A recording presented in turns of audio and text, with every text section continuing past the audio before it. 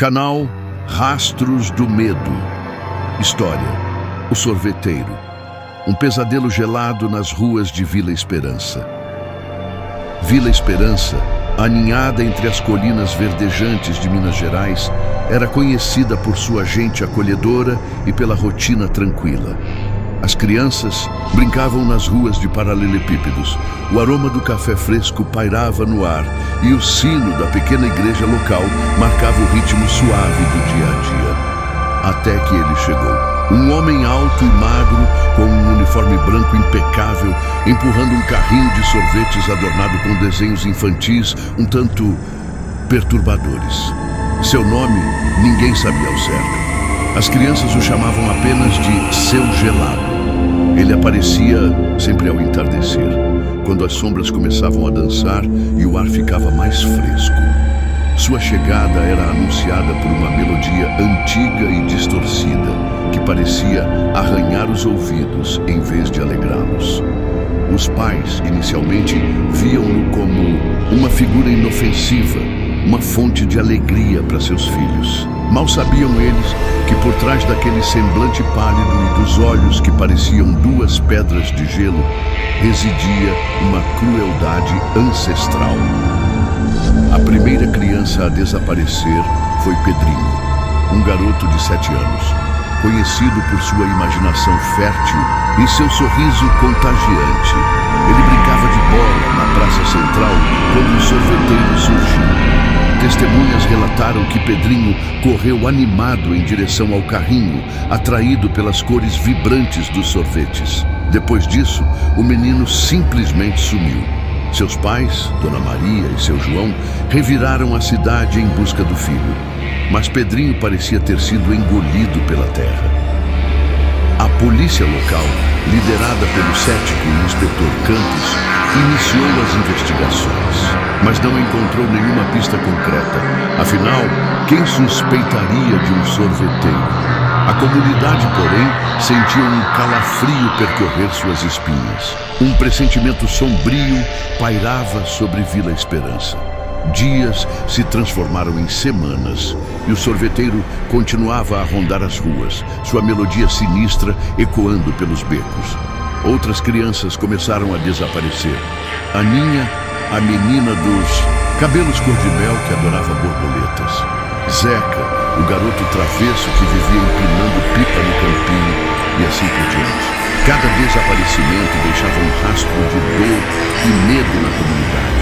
Os pais, desesperados, começaram a proibir seus filhos de se aproximarem do carrinho de sorvetes. As ruas, antes cheias de risos infantis, tornaram-se silenciosas e sombrias. O medo havia paralisado Vila Esperança, mas o sorveteiro parecia se deleitar com essa atmosfera de terror. Sua presença se tornava mais constante, seus olhos mais frios, seu sorriso mais forçado e macabro.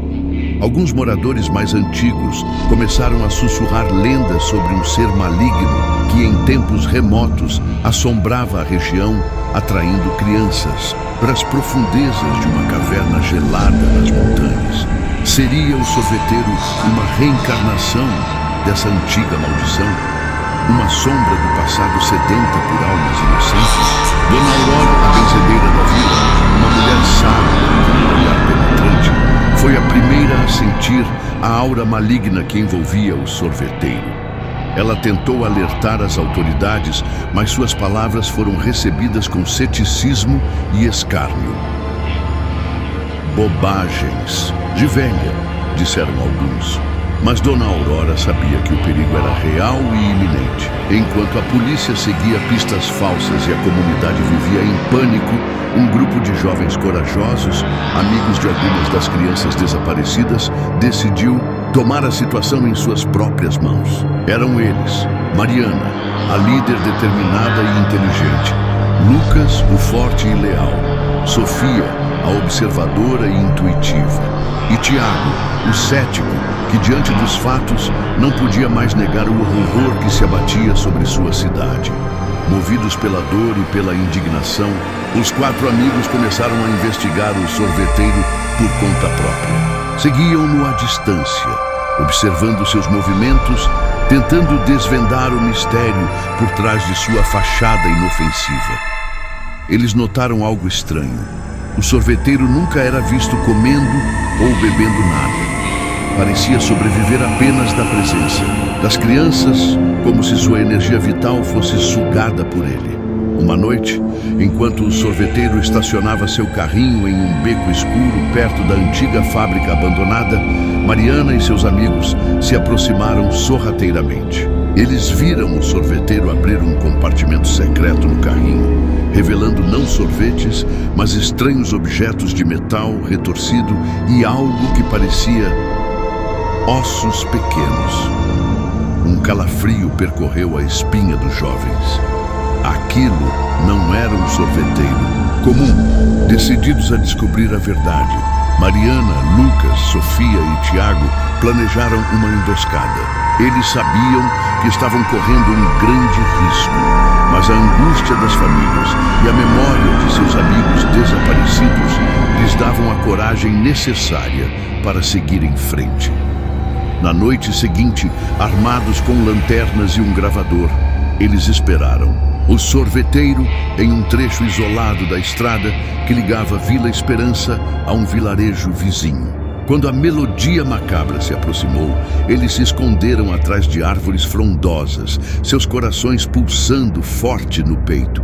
Ao passar por eles, Lucas, com sua força bruta, saltou na frente do carrinho, bloqueando o caminho. O sorveteiro parou bruscamente, seus olhos gélidos fixos no rosto do jovem. Pela primeira vez, os amigos viram uma expressão diferente em seu semblante. Não mais um sorriso forçado, mas uma raiva fria e calculista. Quem são vocês? O que querem? Sibilou o sorveteiro, sua voz rouca e carregada de um tom ameaçador.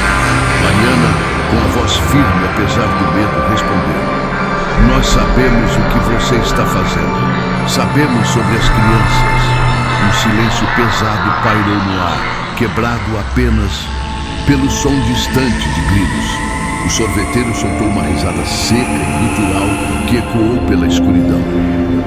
Vocês não sabem de nada, disse ele, seus olhos brilhando com uma intensidade sinistra. De repente, o sorveteiro agarrou um objeto pontiagudo, escondido sob o balcão do carrinho, e avançou em direção aos jovens.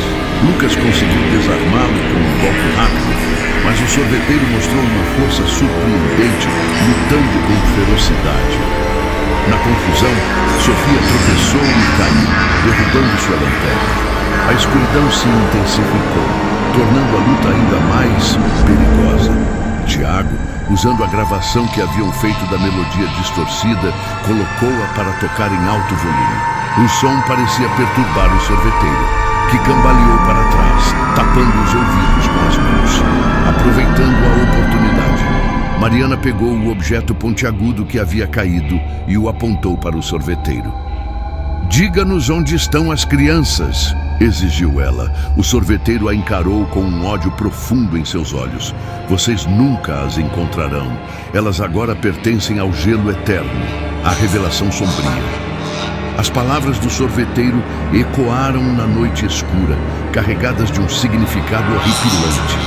Pertencem ao gelo eterno. O que ele queria dizer com isso? Em meio ao confronto tenso, a lanterna de Lucas iluminou novamente o interior do carrinho. Desta vez, eles viram algo mais nítido. Pequenos corpos congelados, envoltos em uma camada de gelo translúcido, com expressões de terror estampadas em seus rostos pálidos. Eram as crianças desaparecidas de Vila Esperança. O sorveteiro não vendia sorvetes. Ele colecionava vítimas, transformando-as em horripilantes esculturas de gelo. A revelação foi chocante, nauseante. A maldade daquele ser ultrapassava qualquer imaginação. O sorveteiro não era humano, era uma criatura gélida, alimentada pelo medo e pela inocência. Enquanto os jovens tentavam processar o horror que seus olhos viam, o sorveteiro aproveitou a distração e tentou fugir. Lucas o agarrou, mas a criatura se debateu com uma força sobrenatural. De repente, o corpo do sorveteiro começou a se contorcer. Seus membros se alongaram e seus olhos brilharam com uma luz azulada e fria. Sua forma humana se dissipava, revelando uma figura esquelética, envolta em uma aura de gelo, com longas garras afiadas como estilhaços de vidro. O verdadeiro monstro havia se revelado. Diante daquela visão aterradora, o medo tentou paralisar os jovens, mas a raiva e a determinação de vingar seus amigos lhes deram forças para lutar. Mariana, lembrando-se das histórias de Dona Aurora sobre antigas maldições e rituais de proteção, gritou para seus amigos: "Fogo! Precisamos de fogo! O gelo não suporta o calor." Lucas rapidamente pegou galhos secos que estavam próximos e os acendeu com seu isqueiro. Sofia e Tiago o ajudaram a alimentar as chamas, criando uma barreira de fogo entre eles e a criatura de gelo. O monstro sibilou, recuando diante do calor intenso. Seu corpo começou a rachar, pequenos pedaços de gelo se desprendendo e derretendo no chão.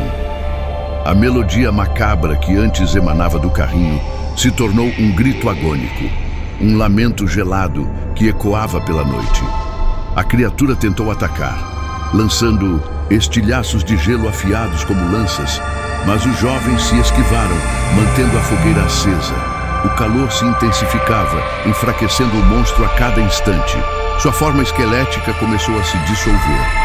O brilho azulado de seus olhos se apagou e suas garras se transformaram em poças de água gelada.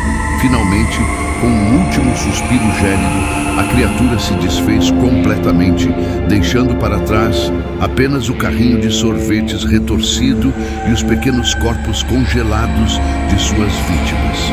O silêncio voltou a reinar na estrada, um silêncio pesado, carregado de horror e alívio. O rescaldo e a lição. A polícia, alertada pelos jovens, chegou ao local e ficou chocada com o que encontraram. Os corpos das crianças foram resgatados, trazendo um pouco de consolo para as famílias enlutadas. O inspetor Campos, antes cético, teve que admitir que havia forças além da sua compreensão atuando em Vila Esperança. O carrinho de sorvetes macabro foi levado como prova, um lembrete sombrio do terror que assolou a pequena cidade.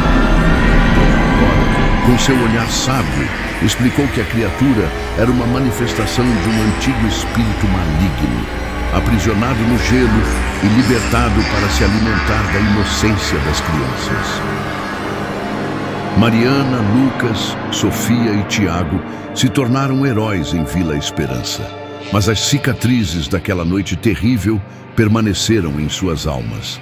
Eles aprenderam que o mal pode se esconder sob as aparências mais inofensivas e que a coragem e a união são essenciais para enfrentá-lo. Vila Esperança nunca mais foi a mesma.